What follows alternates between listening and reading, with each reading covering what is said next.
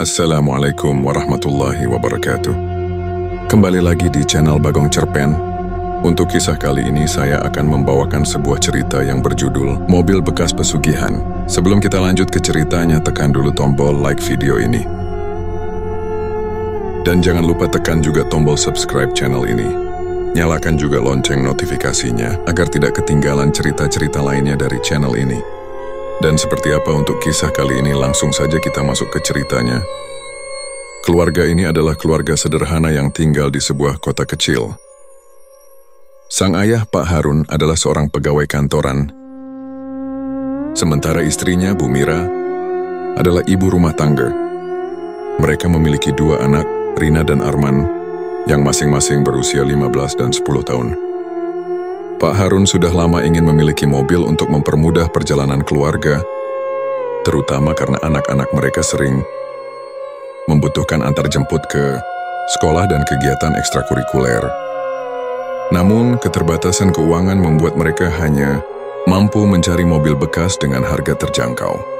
Suatu hari, Pak Harun menemukan iklan mobil bekas di media sosial. Mobil itu adalah sedan keluaran terbaru dengan kondisi terlihat mulus, namun dijual dengan harga jauh di bawah pasaran. Pemiliknya mengaku sedang butuh uang cepat, sehingga menawarkan mobil itu dengan harga murah. Tanpa pikir panjang, Pak Harun menghubungi penjualnya dan membuat janji untuk melihat mobil itu. Ketika bertemu, penjualnya tampak terburu-buru dan enggan memberikan banyak informasi tentang riwayat mobil. Ia hanya mengatakan bahwa mobil itu jarang dipakai dan baru beberapa bulan dimiliki.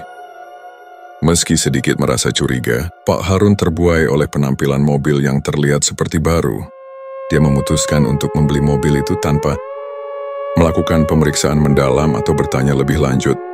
Penjual bahkan menawarkan pengurusan surat-surat kendaraan dengan cepat, yang semakin meyakinkan Pak Harun untuk segera menyelesaikan transaksi.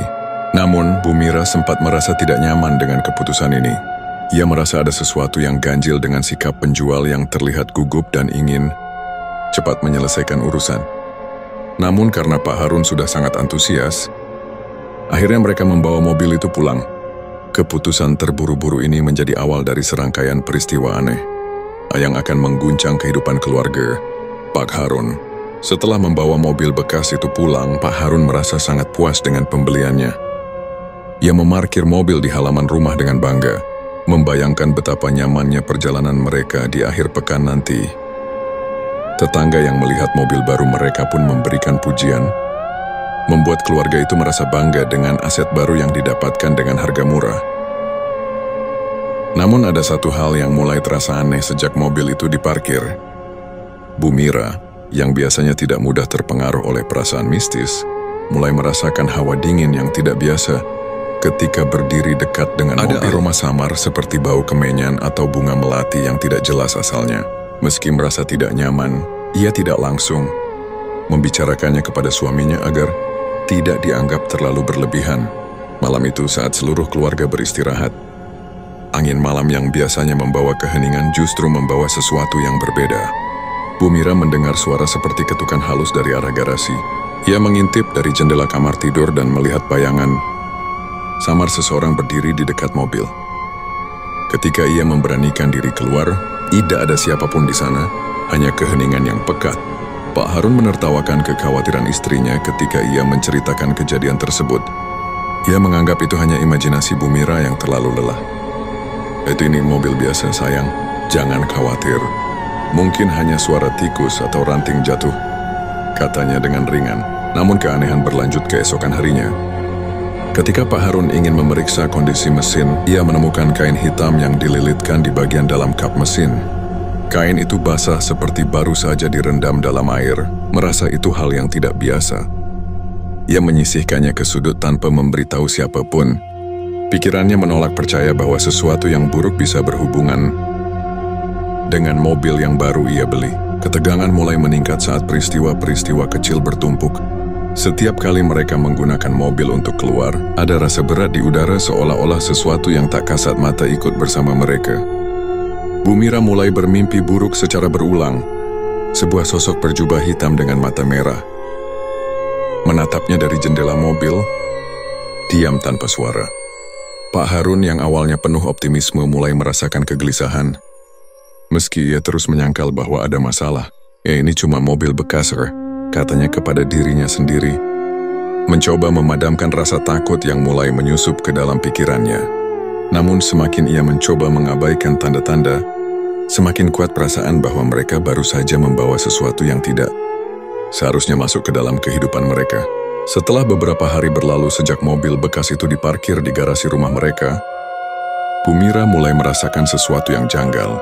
Setiap kali ia berjalan melewati mobil itu, aroma yang tidak biasa menguar dari dalam kendaraan. Bau itu bukan sekadar bau biasa dari mobil bekas yang mungkin perlu dibersihkan, melainkan aroma yang lebih menyeramkan, perpaduan antara bau kemenyan yang menyengat dan bunga melati layu, seperti yang biasa tercium di pemakaman atau tempat-tempat sakral. Awalnya, ia mencoba mengabaikannya, berpikir mungkin bau itu berasal dari karpet mobil yang lembab atau sisa-sisa parfum lama pemilik sebelumnya. Bu Mira membersihkan interior mobil dengan cermat, menyemprotkan pewangi ruangan, dan bahkan menaburkan bubuk kopi di dalamnya untuk menyerap bau. Namun, bau mistis itu tidak hanya tetap ada. Baunya justru semakin kuat setiap malam, terutama setelah matahari terbenam.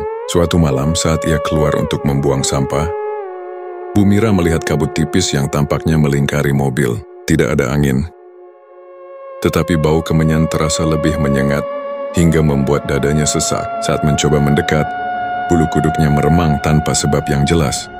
Ia merasa seolah-olah ada yang mengawasinya dari dalam mobil, meskipun tidak ada siapa-siapa di sana. Ketika ia mengintip ke dalam melalui jendela, kaca mobil terlihat berembun dari dalam, membentuk pola-pola aneh seperti sidik jari yang menggores permukaan kaca. Bu Mira segera masuk ke rumah dengan perasaan tak tenang. Lalu menceritakan pengalamannya kepada Pak Harun yang masih berusaha mengabaikan kekhawatiran istrinya. Mungkin itu hanya kelembapan atau bau dari sisa-sisa barang pemilik lama. Aku akan membersihkannya lagi besok, katanya dengan nada menenangkan. Namun keesokan harinya, saat Pak Harun membuka pintu mobil untuk mengecek kabin, aroma mistis itu justru menyergap lebih kuat daripada sebelumnya. Kali ini, bahkan ia tidak bisa menyangkal bahwa bau tersebut bukan sesuatu yang normal. Meski merasa ada yang tidak beres, ia tetap mencoba meyakinkan dirinya bahwa ini hanyalah hal kecil yang bisa diatasi. Pada malam berikutnya, saat mereka semua tertidur, bau kemenyan itu tercium hingga ke dalam rumah. Rina dan Arman terbangun karena merasa sesak napas. Mereka mengeluh tentang nan asapnya di kamar mereka. Meskipun tidak ada apa-apa yang bisa dilihat, Bu Mira yang semakin panik mulai percaya bahwa ada kekuatan tak kasat mata yang terhubung dengan mobil itu. Pak Harun meski mulai merasa takut, masih menolak untuk mencari bantuan paranormal, menganggap bahwa rasa takut mereka hanya imajinasi belaka. Bau mistis itu adalah peringatan pertama bahwa mobil tersebut bukan hanya barang mati biasa. Ada sesuatu yang hidup di dalamnya, menunggu untuk terbangun sepenuhnya. Seiring waktu, aroma mistis yang berasal dari mobil mulai mempengaruhi suasana rumah Pak Harun. Ketenangan yang biasanya memenuhi keluarga itu perlahan berubah menjadi perasaan mencekam yang tak dapat dijelaskan.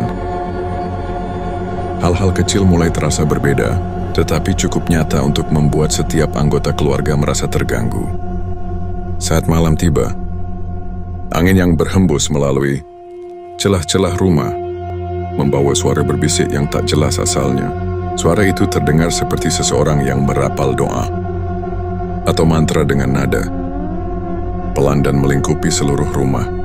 Setiap kali Rina atau Arman terbangun di malam hari, mereka merasakan adanya bayangan hitam yang bergerak di sudut mata mereka. Tapi saat menoleh, tidak ada apapun di sana. Lampu di ruang tamu dan kamar seringkali padam sendiri, meski instalasi listrik baru diperbaiki beberapa bulan sebelumnya. Pak Harun yang mencoba memperbaikinya, menemukan bahwa sekring rumah dalam keadaan baik. Saat ia memeriksa lampu mobil di garasi, ia melihat sesuatu yang membuat darahnya membeku. Pantulan wajah seseorang dengan mata merah menyala di kaca spion. Namun ketika ia menoleh, garasi itu kosong. Bu Mira, yang semakin terpengaruh oleh perubahan suasana, menjadi lebih sensitif terhadap kehadiran energi asing. Setiap kali ia memasak di dapur, Ia merasa seolah-olah ada seseorang berdiri di belakangnya, mengamati setiap gerakannya. Namun saat ia berbalik, ia hanya menemukan kekosongan yang membuat jantungnya berdegup kencang. Yang paling mencolok adalah perubahan pada Arman, anak bungsu mereka. Sejak mobil itu ada di rumah, ia menjadi pendiam dan sering berbicara sendiri. Ketika ditanya, ia mengatakan sedang berbicara dengan teman baru yang duduk di dalam mobil. Pak Harun dan Bu Mira, yang awalnya menganggap itu hanya imajinasi anak-anak, mulai merasa ketakutan ketika Arman menjelaskan bahwa teman barunya berbentuk seperti manusia, tetapi memiliki kepala kambing. Rina juga mengalami mimpi buruk yang sama berulang-ulang.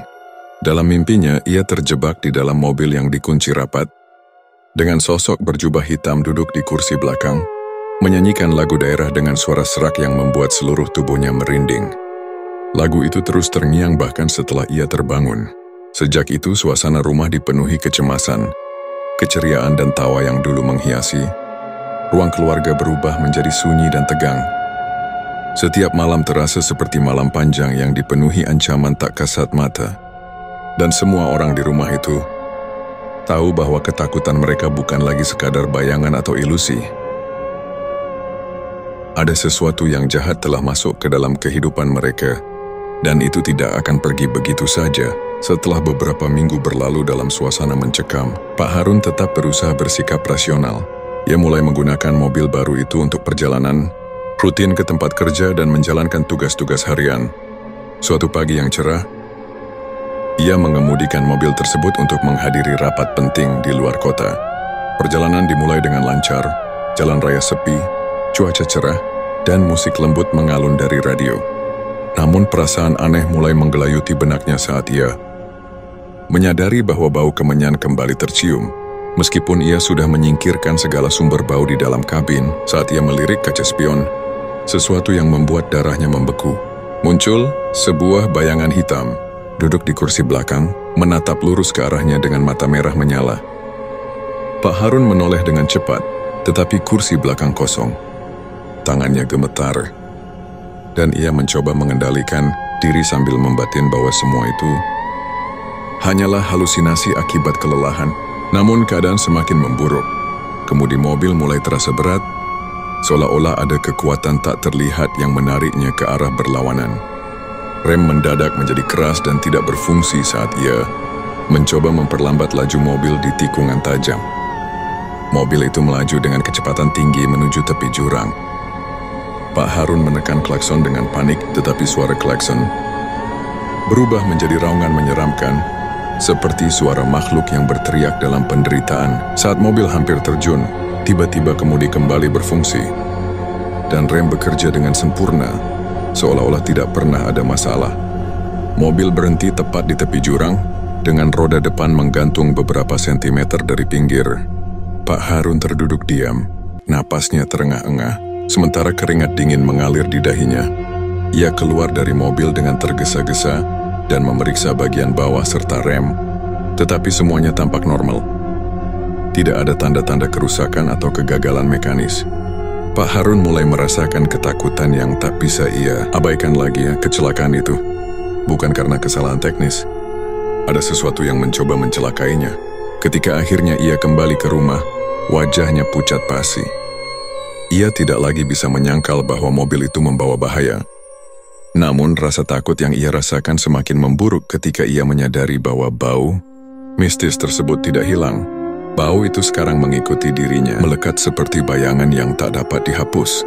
Setelah kecelakaan misterius yang nyaris merenggut nyawanya, Pak Harun mengendarai mobil itu dengan lebih berhati-hati dan penuh rasa waspada dalam perjalanan pulang. Setiap kali ia menekan pedal gas atau rem, tangannya gemetar. Pikiran tentang bayangan hitam di kursi belakang terus menghantuinya. Ia sesekali melirik kaca spion dengan penuh ketakutan, membayangkan sosok bermata merah akan muncul lagi. Tapi yang ia lihat hanyalah dirinya sendiri, atau setidaknya, begitulah yang ia coba yakini. Setibanya di rumah, Pak Harun langsung turun dari mobil dan menutup pintunya dengan keras. Bu Mira, yang menunggunya di ruang tamu langsung menyadari ada sesuatu yang salah. Wajah suaminya yang biasanya penuh percaya diri kini tampak pucat dan cemas. Ia berjalan ke arahnya dengan langkah cepat. "Ada apa, Mas?" "Kamu kenapa?" tanya Bu Mira dengan suara khawatir. Pak Harun duduk di kursi dengan nafas masih tersengal. Ia mencoba menenangkan diri, tapi tubuhnya terasa lemas. "Di mobil ini," katanya, suaranya gemetar. "Mobil ini bukan mobil biasa, Mira. Aku hampir mati di jalan tadi. Remnya tidak bekerja. Rasanya seperti ada yang menarik kemudi ke arah jurang Damesar." Mata Bu Mira membelalak, tetapi ia tidak terlalu terkejut mendengar cerita suaminya. "Mas, aku sudah bilang dari awal, mobil itu membawa sesuatu yang tidak baik. Bau kemenyan itu bukan hal biasa. Kita harus lakukan sesuatu sebelum semua ini semakin parah." Pak Harun mengangguk pelan. Ketakutannya telah berubah menjadi keyakinan bahwa mobil tersebut adalah sumber dari semua keanehan yang mereka alami. Namun, ia tetap mencoba mencari penjelasan yang logis, meski jauh di dalam hati ia tahu penjelasan itu tidak ada. "Besok aku akan membawa mobil ini ke bengkel lagi," katanya dengan nada memaksakan keberanian. "Apa sih apa yang sebenarnya salah dengan mobil ini?" Namun malam itu menjadi malam yang paling menakutkan. Saat keluarga itu tertidur, bunyi klakson mobil tiba-tiba menggema memecah keheningan. Suaranya melengking panjang, seperti jeritan seseorang yang kesakitan. Pak Harun dan Bu Mira terbangun dengan jantung berdebar-debar. Mereka berlari ke garasi dan melihat mobil itu bergoyang sendiri, seolah-olah ada yang mencoba keluar dari dalamnya. Lampu-lampu mobil menyala dan padam dengan sendirinya. Saat Pak Harun memberanikan diri mendekat, pintu mobil terbuka dengan keras, dan bau busuk yang menyengat memenuhi udara. Dari kursi belakang, ia melihat jejak tangan hitam yang membekas di pelapis kain. Kali ini, ia tahu bahwa sesuatu yang jahat benar-benar ada di dalam mobil itu.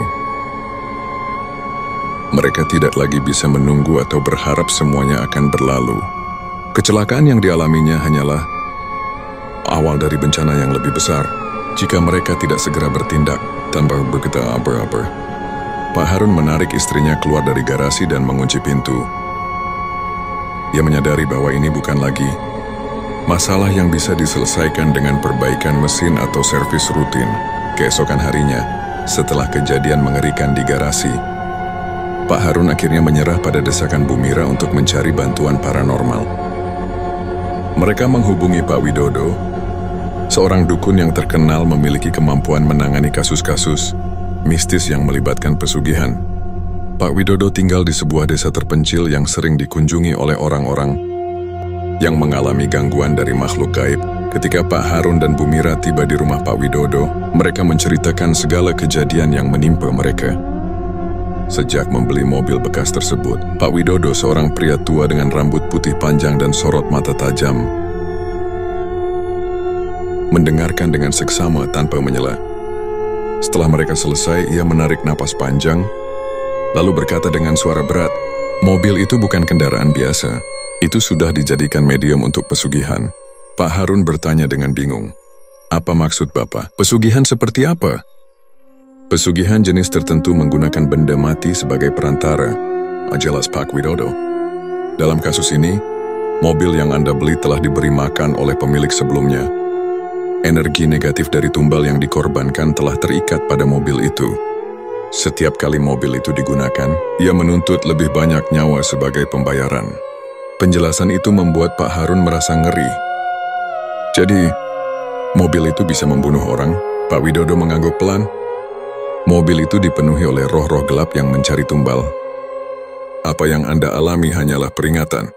Jika dibiarkan, ia akan mengambil lebih dari sekadar ketenangan Anda." Pak Harun dan Bu Mira memohon agar Pak Widodo membantu mereka melepaskan kutukan tersebut. Setelah menyetujui, Pak Widodo mempersiapkan ritual pembersihan yang rumit. Malam itu, ia datang ke rumah mereka dengan membawa dupa, air suci, dan beberapa benda keramat lainnya. Ritual dimulai dengan Pak Widodo mengitari mobil sambil membaca mantra dalam bahasa Jawa kuno. Asap dupa mengepul tebal, memenuhi garasi dengan aroma pedas yang menyesakkan. Pak Widodo memercikkan air suci ke setiap sudut mobil, sementara suaranya yang rendah dan dalam bergema seiring dengan getaran yang terasa di lantai. Tiba-tiba suasana di dalam garasi berubah. Udara menjadi berat dan suhu turun drastis. Mobil mulai bergetar hebat dan suara ketukan keras terdengar dari dalam. Seperti sesuatu yang mencoba keluar, pintu mobil terbuka dan tertutup sendiri dengan keras, menyebabkan Bu Mira menjerit ketakutan. Pak Harun memegangi istrinya erat-erat, matanya terpaku pada bayangan gelap yang kini tampak duduk di kursi belakang. Pak Widodo terus membaca mantra. Meski wajahnya mulai dipenuhi peluh, ia mengangkat tangannya tinggi-tinggi, lalu menghentakkannya ke arah mobil sambil berteriak, "Pergi! Kembali ke asalmu dan jangan ganggu lagi." Suara itu bergema seolah-olah ruangan penuh dengan gema suara dari dunia lain. Dengan satu ledakan suara terakhir, mobil itu berhenti bergetar. Pintu-pintu tertutup rapat, dan bau mistis yang sebelumnya menyelimuti ruangan perlahan menghilang. Pak Widodo menarik napas dalam-dalam, lalu berkata dengan lelah, "Kutukan sudah dilepaskan, tapi ingat benda ini masih terikat dengan energi jahat. Jangan pernah gunakan mobil ini lagi. Hancurkan atau serahkan kepada pihak yang bisa menangani benda terkutuk." Pak Harun mengangguk penuh rasa syukur dan ketakutan. Ia menyadari bahwa keluarganya telah terhindar dari bencana besar. Namun di dalam hatinya, ia tahu bahwa pengalaman ini akan meninggalkan bekas yang tak akan pernah ia lupakan. Mobil yang membawa kutukan pesugihan itu adalah pengingat bahwa keuntungan yang mudah sering datang dengan harga yang terlalu mahal untuk dibayar. Setelah konsultasi dengan Pak Widodo, keputusan untuk melakukan ritual pelepasan menjadi satu-satunya cara agar keluarga Pak Harun bisa bebas dari teror mistis yang menghantui mereka. Sesuai saran Pak Widodo, mobil tersebut tidak boleh lagi digunakan. Sebagai gantinya, sebuah ritual pemusnahan harus dilakukan agar kutukan yang melekat pada mobil benar-benar terlepas dan tidak menimbulkan bahaya bagi orang lain. Pak Widodo memilih tempat yang jauh dari keramaian, sebuah lapangan terbuka di dekat hutan yang dianggap sebagai tempat netral bagi makhluk gaib. Malam ritual tiba, dan suasana terasa berat serta sunyi. Langit gelap tanpa bintang, hanya diterangi oleh cahaya remang dari bulan sabit yang menggantung lemah di atas horizon. Pak Widodo membawa beberapa benda suci, kendi berisi air kembang, dupa, pisau keramat, dan sebuah tali yang terbuat dari ijuk. Pak Harun dan Bu Mira berdiri di dekat mobil yang telah diparkir di tengah lapangan, merasa tegang dan penuh kecemasan. Mobil itu tampak seperti biasa, tenang dan tidak bergerak. Tetapi mereka bisa merasakan hawa dingin yang merembes dari bodinya, seolah-olah sesuatu di dalam mobil sedang menunggu. Penuh kemarahan, ritual dimulai ketika Pak Widodo menyalakan dupa dan memercikkan air kembang di sekeliling mobil sambil mengucapkan mantra dalam bahasa Jawa kuno. Asap dupa membentuk lingkaran yang mengelilingi kendaraan, menciptakan penghalang yang dianggap bisa menahan energi negatif di dalamnya. "Dengar dan patuhi perintahku," ujar Pak Widodo dengan suara yang dalam dan penuh wibawa. "Ini kembali ke tempatmu berasal, tinggalkan dunia ini dan jangan ganggu manusia lagi." Tiba-tiba mobil mulai berguncang. Pintu-pintunya membuka dan menutup sendiri dengan keras, dan suara jeritan yang tidak manusiawi terdengar dari dalam kabin. Aroma kemenyan yang pekat memenuhi udara, bercampur dengan bau busuk yang menusuk hidung. Kaca jendela berembun, membentuk simbol-simbol aneh yang tampak seperti tulisan dari dunia lain. Pak Widodo mengangkat pisau keramat, lalu memotong tali ijuk yang telah diikatkan di sekeliling mobil sebagai pengunci energi jahat. Saat tali itu putus, suara ledakan kecil terdengar, dan mobil berhenti berguncang. Namun tiba-tiba muncul bayangan hitam yang menjulang dari kap mobil, membentuk sosok menyeramkan dengan mata merah menyala. Sosok itu menatap Pak Harun dan Bu Mira dengan kebencian yang dalam, seolah-olah menuntut balas atas apa yang telah terjadi. Pak Widodo tidak gentar. Ia menancapkan pisau keramat ke tanah di depan mobil dan mengucapkan mantra terakhir yang memerintahkan makhluk tersebut untuk pergi. "Dengan nama yang berkuasa di alam semesta ini, aku perintahkan kau kembali ke kegelapan." Teriaknya, bayangan itu melengking, suara jeritannya menggema ke seluruh lapangan. Perlahan, sosok itu memudar, tersedot ke dalam bayang-bayang sendiri, hingga akhirnya lenyap sepenuhnya. Asap dupa berhenti mengepul, dan udara di sekitar mereka kembali tenang. Setelah ritual selesai, Pak Widodo menoleh ke Pak Harun dan Bu Mira yang masih gemetar. Sudah selesai, katanya. Mobil ini tidak lagi berbahaya. Tapi ingat, kutukan seperti ini tidak pernah benar-benar hilang.